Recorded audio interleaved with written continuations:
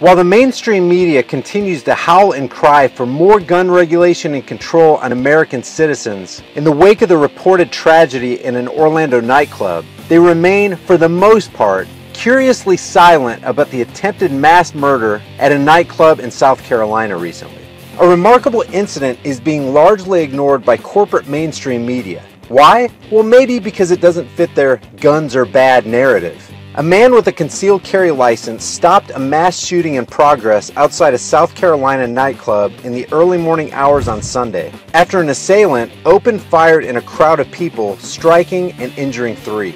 32-year-old Jody Ray Thompson faces multiple attempted murder charges stemming from the incident. According to police, none of the victims' injuries were life-threatening. As Thompson was firing at the crowd, one of his would-be victims with a concealed carry permit was able to return fire, striking Thompson in the leg and ending the mass shooting in progress. Thompson was still on the scene when deputies arrived, but the initial scene was chaotic. It wasn't until victims and witnesses were interviewed and video from the scene was reviewed that Thompson was identified as the shooter.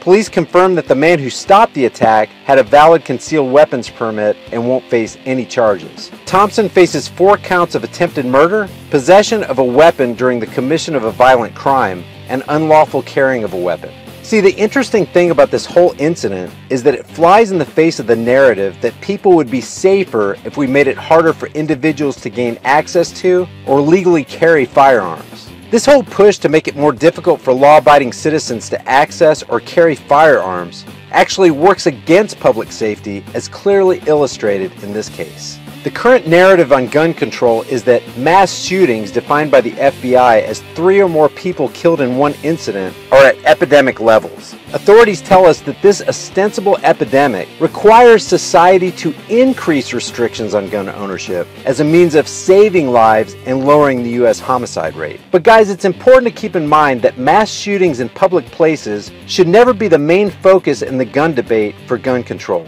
The reality is that on average, mass shootings account for much less than a single % of the overall U.S. homicide rate. Had this concealed carrier not been present when this gunman began opening fire, this incident could likely have been much worse and had way deadlier consequences. The reality is that a concealed carrier at ground zero during the time of an attack can stop the carnage much sooner. See, when good people carry firearms, it saves lives. And don't expect the media to be telling you that anytime soon. So what do you guys think? Does anybody have a brain out there?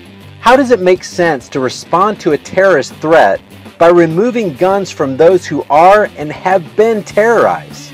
If you want, take the time to leave your thoughts in the comments below.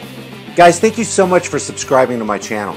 If you want to support the work I do here, head on over to my store and pick up one of these hard-hitting, conversation-starting shirts that are pretty much guaranteed to provoke thought and spark dialogue as we continue to educate people about what's actually going on in the world today and how these issues directly affect us as individuals. You'll find the link to the store in the description below, and you can use the 5 off promo code to get your discount. Until next time, remember what Thomas Edison said: opportunity is missed by most people because it's dressed in overalls and looks like work. Let's roll up our sleeves and do the work that it's going to take to change this world. I'll see you guys in the next video.